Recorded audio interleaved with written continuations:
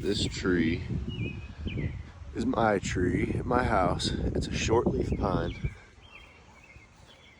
The way you ID a pine tree is by counting the needles. But we're not doing that right now. Right now, what I want to show you guys is something cooler. This tree actually had a fungus disease called diploidia. And so these holes are not boring holes from insects. They are tree injection holes from treatments. And that's a plug. It's an arbor jet plug that was not set deep enough. And that's why you can still see it. You're gonna find that there was a lot of learning done on this tree, unfortunately. But all learning aside, this tree has recovered from the disease. I treated it for 3 years for diploidia with a fungal or a fungicide injection, and that should have been enough for it to grow out of the disease. Did not treat it this year.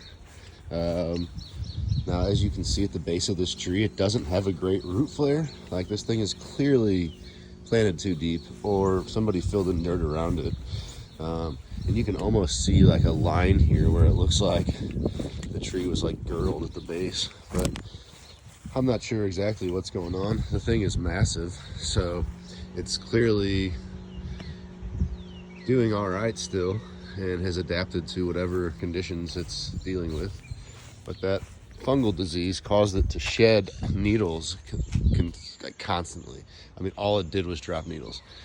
And so it would be like it would have yellow needles right now. And if you look up at those needles, there's not a yellow needle in the tree. Like, it's a good looking tree.